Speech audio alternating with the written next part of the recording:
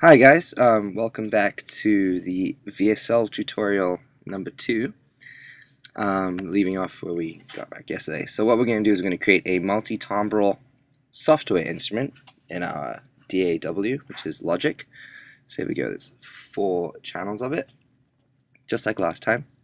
And what we're going to go down to is VSL and choose the Vienna Ensemble, and make sure you choose the multi-output. So here we have it, it's opening up again. Here we click on the Vienna Ensemble. And we're coming back and we're creating a new instrument. So we click on here. Now, as you can remember from last week, that's our first instrument for the first channel, and we're going to go to the matrix assign.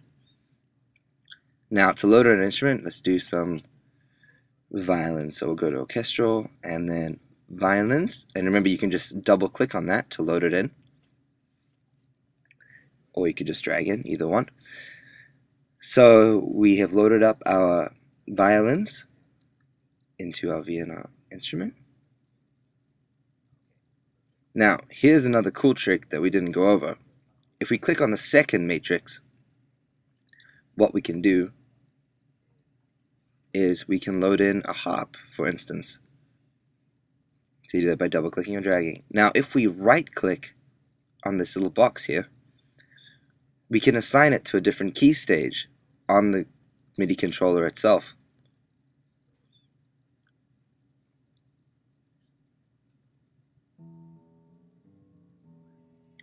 Yeah, and what we can do then is switch between the two, just using the MIDI controller. So it's pretty easy to play the whole ensemble as an instrument. So now let's go back into some expressions. So, as you can remember, we have these different cells. So we have 1, 2, 3, 4, which have different styles of playing for each instrument. Now, we didn't go over the B sides of every number of the cells. Pretty much what it does is it allows you to combine two styles of playing. So what we have here is we have the mod wheel controlling the switch between the two, and that's the controller.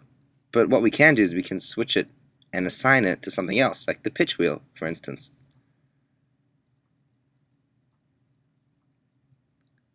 It's pretty nifty.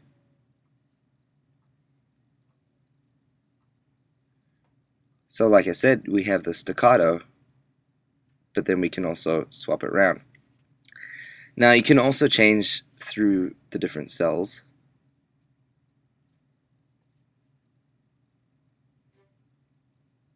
Yep, using the key stages themselves, as you can remember. So I'm just using the controller right now to switch through them.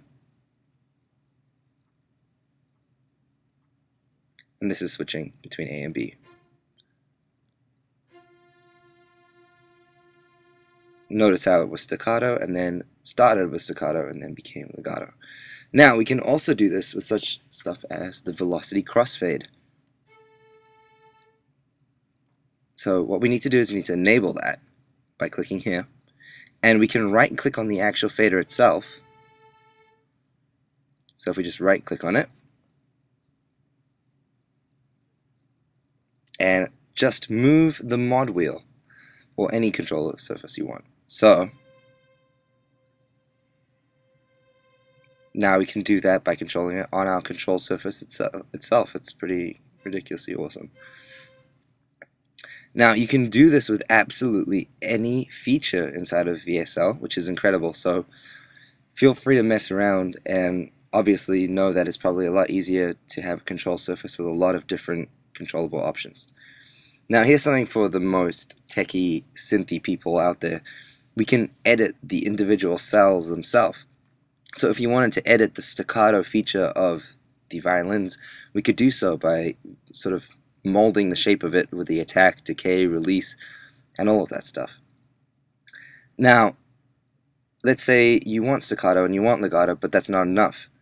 What we can simply do is just drag this cell sort of holder open to add an extra row, and go back into the patch assign and pick another style or instrument or texture that we want. So I'm just going to make this easy and pick a timpani, and you just drag it over to the third part of that cell, and we'll head back to there. And I'm just going to narrow these down so it's easier to hear the difference. So I'm going to move it to 1, A, staccato, B, legato, and C, the timpani. So it's pretty simple. If you want to get rid of it, just drag it back down. So those are pretty much a few of the simple and most useful features of playing the Vienna ensemble and the Vienna instrument itself. If you have any questions, please feel free to ask us once again, and stay tuned for more of the tutorials that will be found on the CTMI blog. Thanks for watching, guys. Bye.